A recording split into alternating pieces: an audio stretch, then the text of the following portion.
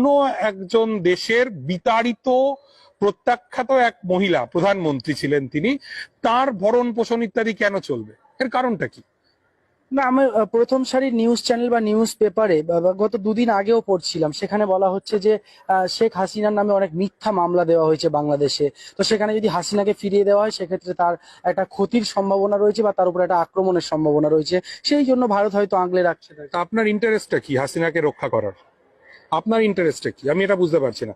শেখ না, হাসিনার হাসিনা যেহেতু দীর্ঘদিন বাংলাদেশের প্রধানমন্ত্রী ছিলেন, ভারতের সঙ্গে সুসম্পর্ক ছিল, সে কারণে একটা তার মানে আপনি বলতে চাইছেন যে শেখ হাসিনা ভারতের কর্মচারী ছিলেন এবং এই মুহূর্তে আমাদের রাষ্ট্র চাইবে বা আমাদের সরকার চাইবে তার কর্মচারীকে নিরাপত্তা দিতে। একটা মানবিকতার দিক থেকে হয়তো। আপনি যখন শেখ হাসিনার নির্দেশে পুলিশ গুলি চালালো, তখন রিয়া গোপ বলে একটা 7 বছর বয়সী হিন্দু মেয়েকে স্নাইপার গুলি করে মারলো, যখন 1.5 সহস্রাধিক মানুষকে এই শেখ হাসিনা নামক মহিলা 20 দিনের মধ্যে গুলি করে মারলেন, তখন কি মানবিকতা কোথায় ছিল?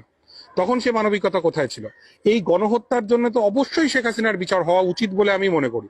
তার বিচার বাংলাদেশের মানুষ করবেন কি করবেন না অন্য ব্যাপার, কিন্তু যদি আমাদের দেশের সরকার বা আমাদের রাষ্ট্র মনে করে যে শেখ হাসিনা তার পুরাতন ভৃত্য, দীর্ঘদিনের বিশ্বস্ত কর্মচারী এবং এখন মালিকের কর্তব্য যখন ভৃত্য বিপাকে পড়েছে তখন তাকে নিরাপত্তা দেওয়ার, আমি মনে করি সেইটা আমার দেশের জন্য এটা ভালো সিদ্ধান্ত নয়।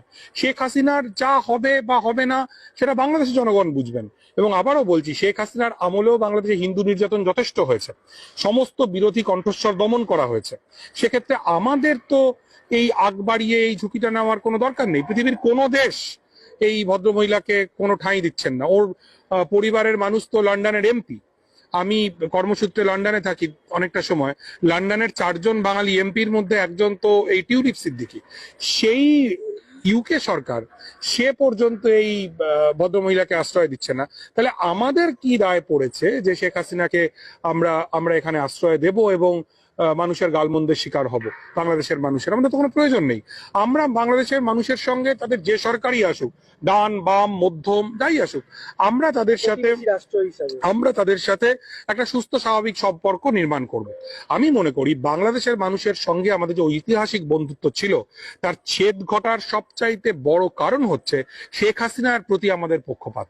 যদি আমরা এই পক্ষপাত না করি তাহলে বাংলাদেশ এবং ভারতের মানুষের সঙ্গে মানুষের, রাষ্ট্রের সঙ্গে রাষ্ট্রের সম্পর্ক অনেক স্মুথ হবে। শেষ একটি বিষয়, যে বাংলাদেশের গণ অভ্যুত্থান এবং ভারতীয় মিডিয়ার ভূমিকা, আপনি একজন সাংবাদিক হিসেবে কিভাবে দেখেন? আমার বলার অপেক্ষা রাখে না ভাই। এটা নিয়ে তো আমি একটু আগেই তো বললাম যে বিবিসি, ডয়েচে ভেলের মতো মিডিয়া, আন্তর্জাতিক মিডিয়া, তারা নিউজ করেছে, যেটা একজন সংবাদকর্মী হিসেবে খুব লজ্জার। কারণ আমিও একটা সময় পর্যন্ত ইন্ডিয়ান মিডিয়ার সঙ্গে ছিলাম, যে চূড়ান্ত অপতথ্য, মিস ইনফরমেশন, ফেক নিউজ প্রচার করা হয়েছে। এই লিঙ্ক আমি শেয়ার করতে পারি, আপনি আপনার দর্শকদেরকে চাইলে দেখাতে পারেন। এটা খুব দুঃখজনক।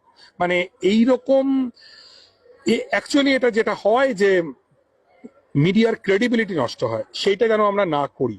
ক্রেডিবিলিটি যে নষ্ট হচ্ছে গদি মিডিয়ার, তার প্রমাণ কিন্তু 2024-এর লোকসভা নির্বাচন, যে এক্সিট পোল ইত্যাদির কথা বলা হলো কিন্তু তারপরে ফলাফলটা কিরকম হলো আমরা দেখলাম।